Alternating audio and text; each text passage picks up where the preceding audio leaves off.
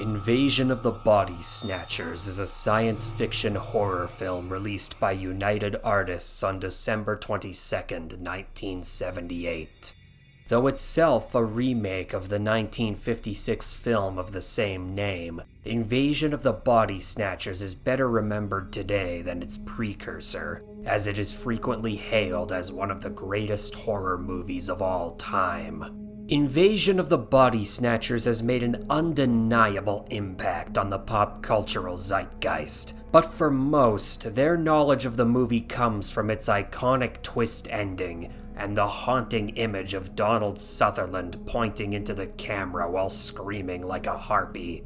This still frame has become such an iconic image in modern media that it has had the unfortunate effect of pre-spoiling this movie for the rest of time.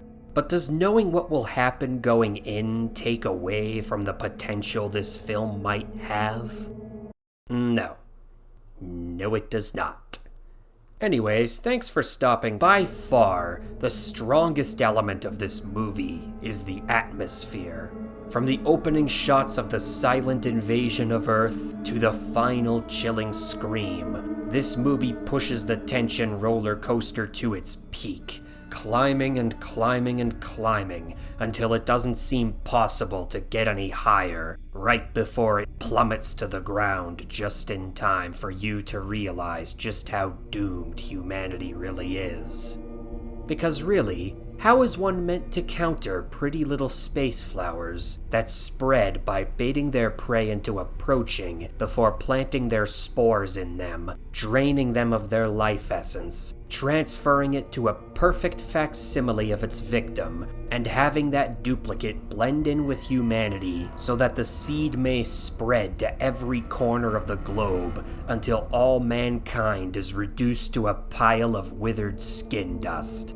Oh yeah, they also wait for you to fall asleep to take you. I'm telling you, The Last of Us cordyceps ain't got shit on these little bastards. This comes in large part from how well shot the movie is. In the wide open, you feel exposed and isolated, looking for any sign of the monsters lurking around you, while in the confines of a home or a lab or a library, you feel boxed in, knowing that at any moment, one of the things might make itself known and strike. But try as you might, you won't see them coming any more than the characters on screen. Even as we come to learn more and more of the truth of what is happening, it only works to bring more uncertainty, and by the time you understand the true power of what these characters face, it's already too late, and the uncertainty changes from being what might happen next to what the characters must now do to survive. And it's in that uncertainty that the movie establishes its sense of dread. And from those opening shots to the final cut to black, that dread never loses its power to hit you like a sack of hammers. Such tension is propped up by some very well fleshed out characters. Each one of the main actors here are on point, with every character giving us a sense of who they are and how they will behave when heads start to roll. Donald Sutherland leads the charge as a very self-serious and rational man of science, with a kind heart. We see him go to the greatest lengths to help and protect his friends, while hopefully getting themselves out of this nightmare they find themselves in. Brooke Adams, as the reflective and curious mind, plays her role as the first point of contact brilliantly, perfectly capturing the emotional turmoil of trying to make sense of a situation at a time when nobody believes her, and she then transitions perfectly when the situation becomes clear. Jeff Goldblum and Veronica Cartwright are no pushovers either. While we get the impression that Jeff's character is manic to the point of insanity at most times, we come to see he is someone who will show up and take the reins when the chips are down, doing everything he can think to do to keep everyone going down the right path. Veronica Cartwright's character, though initially appearing quite soft and meek, proves to be remarkably resourceful, perceiving the best method to blend in amongst the ever-growing mass of imposters, a tactic that allows her to outlive all of her compatriots. Though it would be easy for any one of these characters to fall victim to the classic horror movie character tropes, they always present as people first, grounded and genuine in how they carry themselves. In short, these are just characters you want to root for. Though the actors' abilities are more than noteworthy here, their performances are held together by tight, well-thought-out dialogue. The slow burn of this movie works so well because the interactions all follow a logical line of thought as the situation evolves.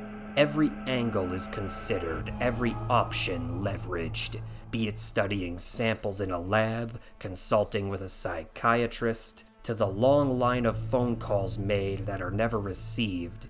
It's not only something you would do, but is also a reflection of how you will feel when the efforts inevitably fail.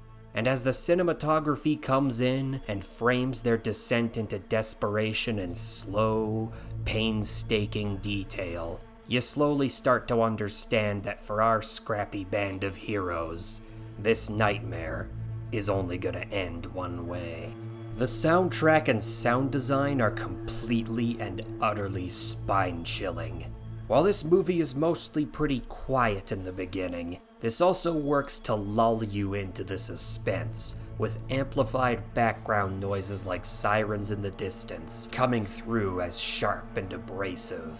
When the ambient sound kicks in, the anxiety begins to ramp all the way up, making every setting feel more and more like a cage whose walls are closing in around you.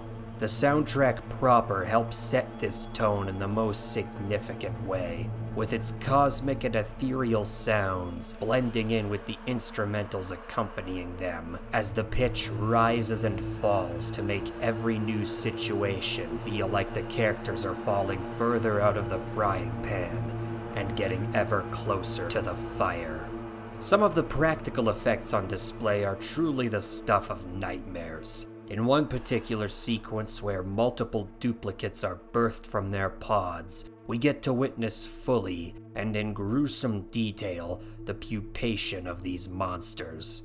Slowly they emerge from their chrysalis, morphing from human-sized fetal abominations with faces only Skeletor could love, into the copies of the hosts they intend to inhabit, with each passing stage of development showing them getting closer and closer to perfect. The practical effects used to create the fungal tendrils and the pods, while simple, are also quite convincing and grotesque, feeling appropriately alien in its appearance and behavior. Also, the opening scene in which the spores flee their dying world, make landfall on Earth, and begin to spread is honestly a gorgeous set piece which does a phenomenal job of setting the stage. Though there aren't many cons to speak of, there are a few moments here and there that are a bit weaker or less sensible than the rest. There are some hiccups in the storytelling, like how Matthew leaves an unconscious Elizabeth alone after they made it explicitly clear that they needed to stick together to survive, or when the building our survivors are barricaded in has its power cut, but the phone somehow still works. The final encounter in which Matthew decides to take the fight to the aliens is also a little bit hokey, with the quote-unquote fight clearly set up to have the actors touching each other as little as possible. Doesn't hold up well after having been on the emotional roller coaster of survival we've experienced to this point. There are also some effects that don't hold up as well as their aforementioned counterparts. The blood effect is quite bright and runny looking, more closely resembling paint than blood. Which is odd because in scenes involving heavy application of gore, the effects are much more convincing. But the paint blood isn't something you see too much and is rather easy to ignore as a result. What is not so easy to ignore, however, is the Dogman hybrid. Its plasticky, stiff-looking features secure this abomination's place in the uncanny valley. But depending how you feel about old, rubbery practical effects, this will either be nightmare fuel or comedy gold. Though it's not on screen for very long, you'll be damn sure it'll make an impression on you. And no, you don't get a screenshot for reference. You want to know what you're missing? Go see it for yourself. Mostly because this is actually a really good movie, and you'll have a good time watching it if you like horror. And if you don't like horror, I don't know why you watched this review for this long. The final rating for this invasion of your already decaying mental health is 9 out of 10. This movie comes in an absolute winner with its unshakable atmosphere of dread, brought to life by a tight script, genuine performances, and absolutely killer visual and audio effects. Though not always perfect, and sporting some noticeably dated VFX, this is a truly nightmare-inducing experience, guaranteed to have you looking over your shoulder for a good long while.